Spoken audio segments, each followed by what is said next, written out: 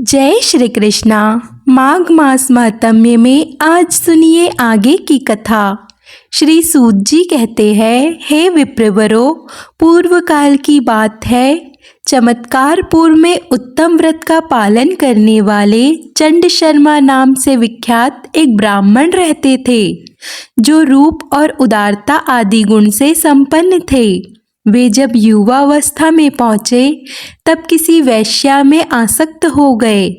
तब एक बार आधी रात में वे प्यास से व्याकुल होकर उठे तो उस समय वेश्या से बोले कि हे प्रिय, मैं पानी पीना चाहता हूँ। तब उस वेश्या ने पानी के भ्रम से उन निद्राकुल ब्राह्मण को मदिरा से भरा हुआ पूर्वा लाकर दे दिया।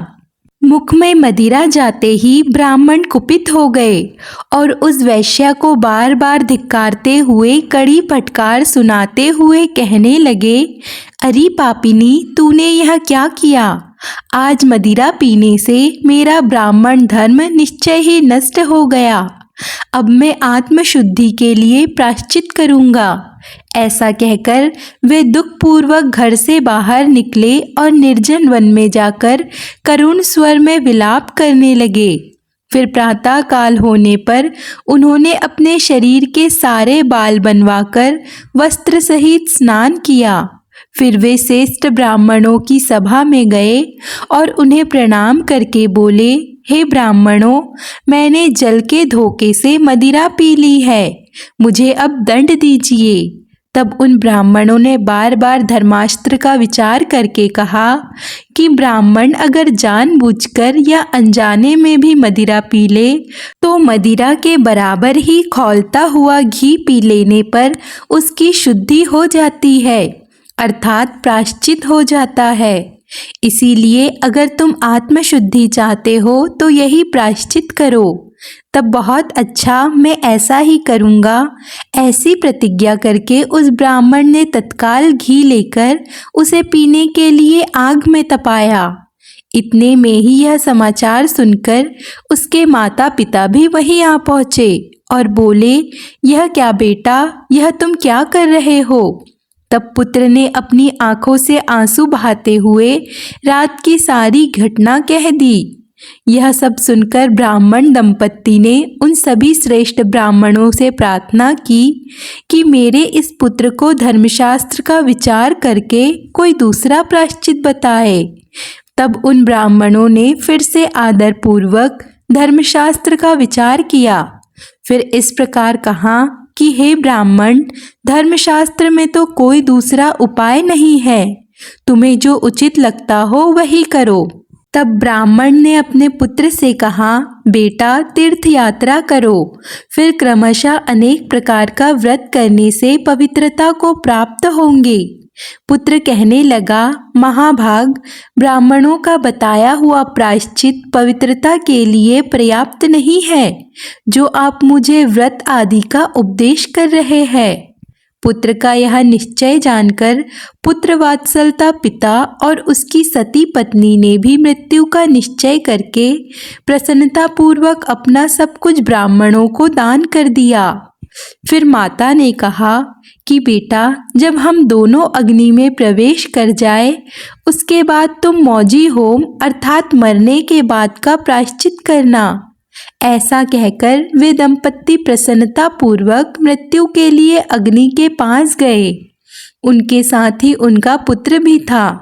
इतने में ही वेदों के पारंगत विद्वान शांडल्य मुनि तीर्थ यात्रा के प्रसंग से उसी स्थान पर आ पहुँचे। सारी बात जानकर उन सब ब्राह्मणों को फटकारते हुए कहने लगे कि अरे, तुम सब लोग तो अत्यंत मूर्ख हो, क्योंकि तुम्हारे कारण सुगम प्रायश्चित के होते हुए भी आज ये 3 ब्राह्मण व्यर्थ ही मृत्यु को प्राप्त हो रहे थे। कुछ और चंद्रायण आदि प्रायश्चित वहाँ दिए जाते हैं जहाँ श्री गंगा जी उपलब्ध ना हो। यहाँ तो साक्षात विष्णुपदी गंगा जी विद्यमान है। उसी में अगर यह स्नान करे तो सभी पापों से मुक्त हो जाएंगे।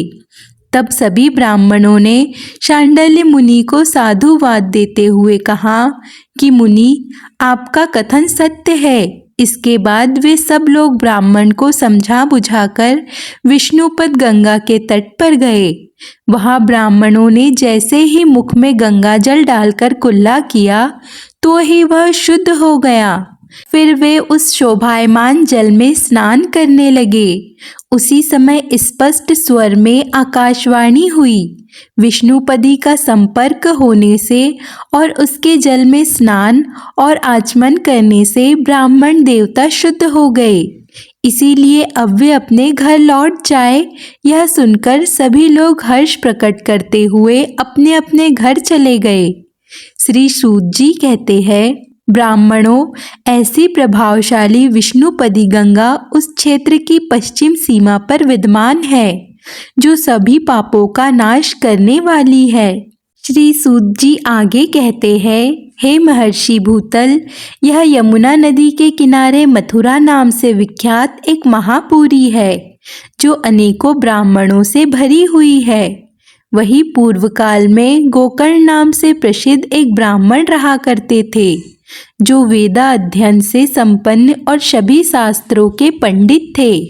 वही उसी नाम का और उसी अवस्था का एक दूसरा ब्राह्मण भी रहता था जो सब विद्याओं में पारंगत था। एक दिन यमराज ने अपने दूत से कहा कि दूत, तुम शीघ्र मथुरा जाओ और वहाँ के गोकर्ण नाम श्रेष्ठ ब्राह्मण को यहाँ लेकर आओ। आज दोपहर के समय उनकी आयु समाप्त हो जाएगी।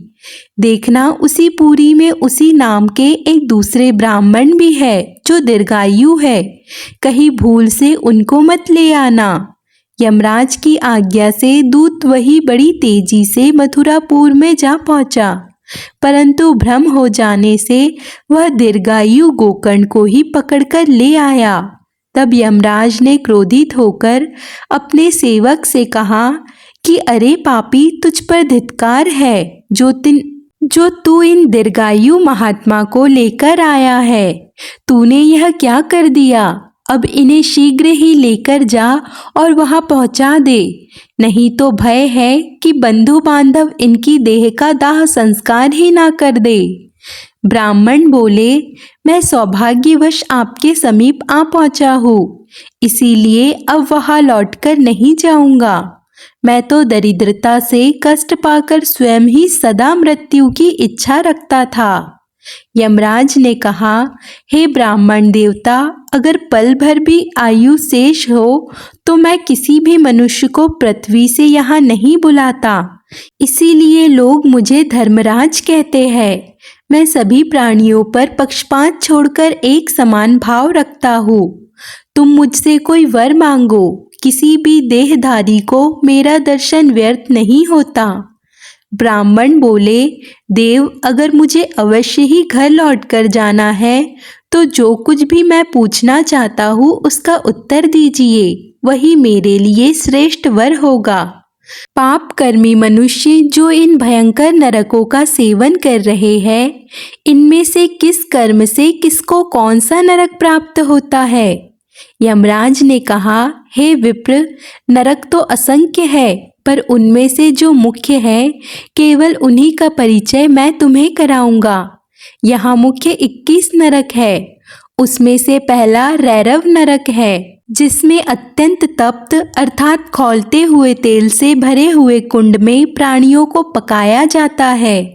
इसमें दूसरों का धन हड़पने वाले शूद्र मनुष्य यातना भोगते हैं। दूसरे का नाम है महारैरव्य, जिसमें कृतघ्न और गुरुशय्यागामी पापी आत्मा दाह से पीड़ित होकर तथा तीखी धार वाले शस्त्रों से छिन्न भिन्न होकर आर्तनाद करते हैं। तीसरा भयदा कायक नरक का नाम अंधतम है। जिस नराधम ने पराई स्त्रियों को बुरी नज़र से देखा है, जब वे यहाँ आते हैं तब लोहे के समान मुख वाले पक्षी उनकी दोनों आंखें निकाल लेते हैं। चौथा नरक प्रतनाम से विख्यात है। यहाँ भी पापी जीव यातना भोगकर शुद्ध होते हैं। जिन्होंने गुरुजनों, देवताओं और तपस्वी की सदा निंदा की है, उन लोगों की जिह्वा यहाँ उखाड़ ली जाती है। पांचवा सुप्रसिद्ध नरक विदारक नाम वाला है। यहाँ मित्रद्रोही मनुष्य आरी से चीरे जाते हैं। छठा निकुंभ नाम का नरक है जो तपाई हुई बालू से भरा हुआ है और स्वयं भी अग्नि से तप रहा है। जिन मनुष्यों ने पहले बिना किसी अपराध के दूसरे ब्राह्मणों को प्राणाकारी कष्ट पहुंचाया है, वे यहाँ तपी हुई बालू में भुने जाते हैं। सातवां नरक विभु कहलाता है। वह अत्यंत ग्रहित है। इनमें सब ओर से मलमूत्र आदि गंदी वस्तुएं भरी हुई है। जिन दुरात्माओं ने राजा के पास जाकर लोगों की चुगली की है, उनके मुंह में यह वस्तुएं भरकर उन्हें इसी नरक में डाल दिया जाता है। आठवां अधम नरक कुस्तित नाम से प्रसिद्ध है। वह कफ और मूत्र आदि और दुर्गम युक्त वस्तुओं से भरा हुआ है। जिन्होंने गुरु देवता अतिथि और विशेषता अपने परिवारजनों और सेवकों को भोजन दिए बिना ही स्वयं भोजन किया है, वे लोग इसमें डाले जाते हैं। हे ब्राह्मण, यह दुर्गम नाम का नवा नरक है। यह तीखे कांटों से भरा हुआ है। इसके भीतर सांप और बिच्छू भी रहते हैं। जिन्होंने एक साथ यात्रा करने वाले अपने भूखे प्यासे कष्ट पाते हुए साथियों को न देकर अकेले ही भोजन किया है, उन्हें इस नरक में रखा जाता है। 10वें नरक का नाम दुस है, जो सब ओर से तप्त लहम खंभों से घिरा हुआ है। जो पापी पराई स्त्रियों में तथा मान से भोजन में अनुरक्त रहते हैं, उन मनुष्यों को यहाँ तप्त लोहे वाले खंभों का आलिंगन करना होता है। 11वां नरक आकर्ष नाम से प्रसिद्ध है। यह तपाए हुए संडास रखे जाते हैं।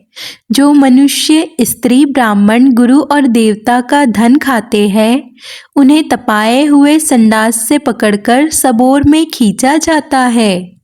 12वें नरक को संदश कहते हैं। इसमें अभ्य भक्षण करने वाले नराधम को लोहे के समान दांत और मुख वाले गिद्ध नोच नोच कर खाते हैं। 13वें नरक का नाम नियंत्रक है। उसकी बड़ी ख्याति है। वह सब ओर से कीड़ों और सुदृष्ट बंधनों से व्याप्त है। जो पापी दूसरों की धरोहर को हड़प लेता है, वे यहाँ बंधनों से कसकर बांध दिए जाते हैं और कृमि बिच्छू आदि कीट उन्हें काटते और खाते हैं। 14वां नरक अधोमुख कहा गया है। इसका स्वरूप सभी नरक से अधिक भयंकर है। जो मनुष्य ब्राह्मण की हत्या करते हैं, वे यहाँ एक वृक्ष की डाल में बंधकर नीचे मुंह करके लटका दिए जाते हैं और नीचे से आग जलाकर फिर उन्हें पकाया जाता है। 15वां भीषण नाम वाला नरक है, जो जू और खटमल आदि से भरा हुआ है। जो लोग झूठी गवाही देते हैं या झूठ बोलते हैं, उनको और अन्य कुकर्मियों को भी मैंने यही स्थान दे रखा है। यह 16वां नरक सूद कहा जाता है, जो चारों ओर से सूद अर्थात भूख से व्याकुल मनुष्यों से व्याप्त है। जिन द्विजों ने मांस भोजन किए हैं, वे यहाँ भूख से पीड़ित होकर अपने ही शरीर को काट काट कर खाते हैं। 17वां छार नामक नरक है, जो नमक से भरा हुआ है। यहाँ सब प्राणियों के लिए बड़ा भयंकर है। जो मनुष्य व्रत भंग करने वाले तथा पाखंडी है, वे यहाँ आने पर तीखे शस्त्रों से पीसे जाते हैं और ऊपर से उन पर नमक छिड़का जाता है। यह 18वां नरक निदागुंडी तथा ब्राह्मण कन्या को कलंकित करते हैं। वे यही अंगारों के भीतर रखे जाते हैं। 19वां नरक कुटशाल मली कहलाता है, जो चारों ओर से तीखे कांटों से भरा है। जो नास्तिक मर्यादा भंग करने वाले तथा ब्राह्मण घाती है, वे सब मनुष्य यहाँ सदैव चढ़ते और गिरते रहते हैं। 20वें नरक का नाम असीपत्र वन है, जो दूसरों के छिद्र देखते झूठ कपट से भरे हुए कर्मों में लीन रहते हैं, शास्त्र बेचते हैं, वही इसमें आते हैं। 21वां नरक वैतरणी नामक वाली नदी है, जिसमें धर्मात्मा और पापी सभी को पार करना पड़ता है। जो मनुष्य मृत्यु काल के समय गाय की पूंछ हाथ में लेकर उसका दान करते हैं, वे सुखपूर्वक उस वैतरणी नदी को पार कर सकते हैं। जो मनुष्य गोदान किए बिना ही मर जाते हैं, उन्हें इसी दुर्गम नदी को हाथों से ही तैरकर पार करना पड़ता है। वे द्विजश्रेष्ठ, तुमने जो कुछ पूछा है वह सब वृत्तांत मैंने तुमसे कह दिया। अब इच्छा अनुसार धन लेकर घर जाओ। ब्राह्मण बोले, हे धर्मराज, अब यह बतलाइए कि कौन सा कर्म करने से मनुष्य नरक में नहीं जाता। यमराज ने कहा, जो सदा तीर्थ यात्रा में लीन रहता, देवता और अतिथियों की पूजन करता, ब्राह्मणों के प्रति भक्ति रखता और शरण में आए हुए का पालन करता है, वह कभी भी नरक में नहीं जाता। जो सदा दूसरों की भलाई में संलग्न रहता, हेमंत अर्थात सर्दी में आग तपाता, गर्मी में जल पिलाता और वर्षा में ठहरने के लिए स्थान देता है, वह कभी नरक का दर्शन नहीं करता। जो व्रत और उपवास में तत्पर, शांत चित्त, जितेंद्रीय, ब्रह्मचारी और सदैव भगवान का ध्यान करने वाला है, वह मनुष्य भी नरक में नहीं जाता। जो अन्न और तिल का दान करता, किसी भी प्राणी की हिंसा नहीं करता, वेद अध्ययन करके शास्त्र के ज्ञाता पालन में तत्पर होता, मीठे वचन बोलता और सदा धार्मिक चर्चा किया करता, वह कभी भी नरक को नहीं देखता। ब्राह्मण बोले, धर्मराज, यह तो एक मूर्ख भी जानता है कि शुभ कर्म में तत्पर रहने वाला पुरुष नरक में नहीं जाता और पाप पारण मनुष्य स्वर्ग में नहीं जा सकता। मुझे तो सभी लोगों को सुख पहुंचाने वाला वह श्रेष्ठ व्रत, नियम, तीर्थ, तप और होम आदि बतलाइए, जिसको कम मात्रा में करने पर भी पापी मनुष्य भी अपने पाप का नाश करके शीघ्र ही स्वर्ग लोक को जा सके।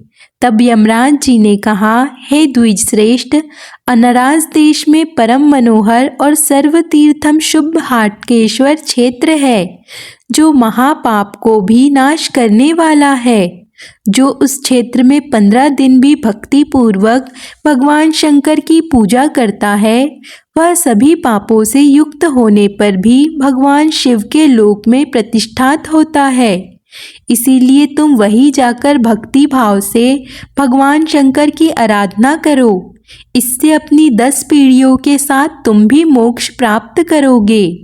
श्री सूत जी कहते हैं, यह उपदेश सुनकर गोकर्ण जी जैसे ही अपने घर की ओर प्रस्थान करने के लिए तत्पर हुए, तो ही यमदूत दूसरे गोकर्ण को भी साथ लेकर वहां आ पहुंचे और शीघ्र ही उसने धर्मराज के सामने उसे उपस्थित कर दिया। तब धर्मराज ने प्रसन्न होकर दूत से कहा कि तुम समय बिताकर इन ब्राह्मण देवता को यहाँ लेकर आए हो, इसीलिए द्वितीय गोकर्ण के साथ ही इन्हें भी जल्दी छोड़ दो। फिर वे दोनों गोकर्ण ब्राह्मण उसी क्षण एक ही साथ छोड़ दिए गए। फिर दोनों ने सहसा अपने अपने शरीर में प्रवेश कर लिया। स्वस्थ होने पर दोनों ने हाटकेश्वर तीर्थ में यथावत तपस्या करके भगवान शंकर की आराधना की और उसके प्रभाव से सशरीर स्वर्गलोक को चले गए। जो मनुष्य निष्काम भाव से वह भगवान शिव की आराधना करता है, वह निश्चय ही मोक्ष को प्राप्त होता है। हे विप्रवरों, इस प्रकार मैंने तुम्हें हाटकेश्वर क्षेत्र का प्रणाम और सीमा आदि का संपूर्ण वृत्तांत कह सुनाया। यहाँ खेती करने वाले किसान भी परम गति को प्राप्त होते हैं। फिर जो अपने मन को वश में रखने वाले शांत, दांत और जितेंद्रीय साधक हैं, उनके लिए तो कहना ही क्या है। मनुष्य की तो बात ही क्या है। उस क्षेत्र में मृत्यु को प्राप्त हुए कीट पतंग, पशु पक्षी और मृग भी निसंदेह स्वर्गलोक को जाते हैं। जो भगवान जनार्दन को अपने हृदय में स्थापित करके श्रद्धा पूर्वक वहाँ रहते हैं, उनकी सद्गति में संदेह ही क्या है। इसीलिए पूरा प्रयास करके सबको उस क्षेत्र का दर्शन अवश्य ही करना चाहिए। आज के वृत्तांत में बस इतना ही। इसके आगे का वृत्तांत आप अगले अध्याय में अवश्य सुनिए। अगर आपको आज की कथा पसंद आए तो वीडियो को लाइक, कमेंट, शेयर ज़रूर कीजिए।